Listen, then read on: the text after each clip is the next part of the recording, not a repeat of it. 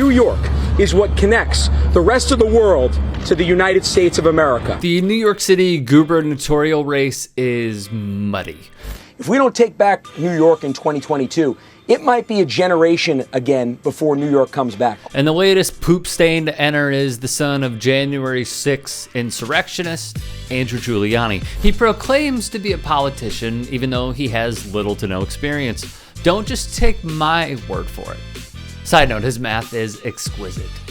What makes you qualified for this? Sure. Well, I am the only candidate that spent parts of 5 different decades of my life in politics or public service. To be clear, Andrew Giuliani is not promising to make math great again. How do you get 5 decades? You're only 35. Go over with New York. Parts of 5 decades. Let me clarify. I said parts of 5 decades in there. So if we go back through it, my father's first campaign was 1989, so we could do the math. I spent parts of 32 years in politics. Because reminder, he's 35. So by osmosis, it appears he's saying that he absorbed his father's 5 decades of professional work, even though he personally wasn't alive for all of those decades. Okay, so Andrew Giuliani, who attended Duke, says his father's politicking is in his blood. He was born for it, right? The January 6th insurrection by Trump supporters laid bare what we all knew. This is not a pro-America party. It is the party that tries to execute elected officials for not going with Trump's me first agenda. His father, Rudy, with hair dye dripping off his face in the most embarrassing fashion one could imagine, orchestrated and carried out the insurrection at the hands of Donald Trump by calling senators.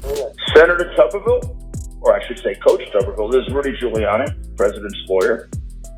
I'm calling you because I want to discuss with you how they're trying to rush this hearing and how we need you, our Republican friends, to try to just slow it down so we can get these legislatures to get more information to you. The question that is already answered, is this level of criminality also in Andrew Giuliani's blood? He's painting the picture quite well of how it is. You know, CNN's Breonna Keller brought up a particular episode in Andrew Giuliani's life that we should look at to show the kind of person he is. His time with the Duke golf team.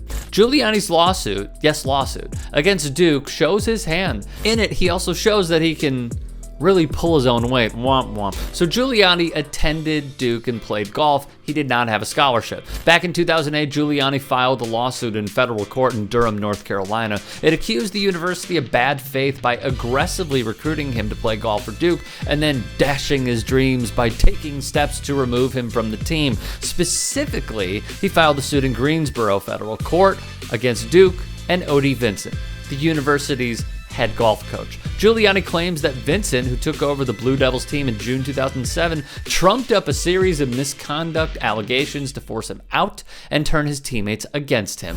After joining the Blue Devils golf squad in 2007, O.D. Vincent told Andrew he would not be on the team the following season. Vincent took over for former coach Rod Myers, who died of cancer in March 2007. This ticked off Andrew. However, the lawsuit has juicy details on why this decision was made. On February 2nd, according to the suit, Giuliani flipped his putter a few feet to his golf bag. And let me be clear, in the game of golf, the most gentlemanly game, this is a no-no.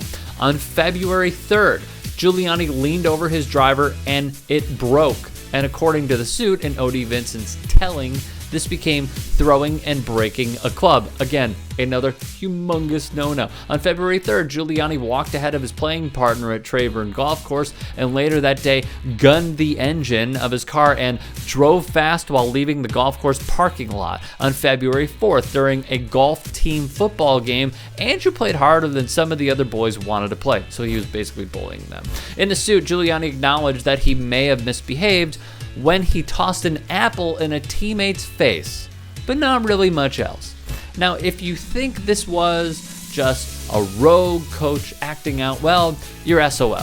On April 9th, according to an email included in the suit, players Michael Quagliano, Clark Claassen, Adam Long, Matt Pierce, and Wes Roach sent a message to Andrew Giuliani. After careful consideration, we have come to the unanimous decision that we wish that your involvement with the Duke golf team is terminated, the players said. We have appreciated your time with us, but feel that this is the best decision for all parties involved. So his teammates despise him. His coaches despise him. How would the state of New York feel if they anointed him head coach?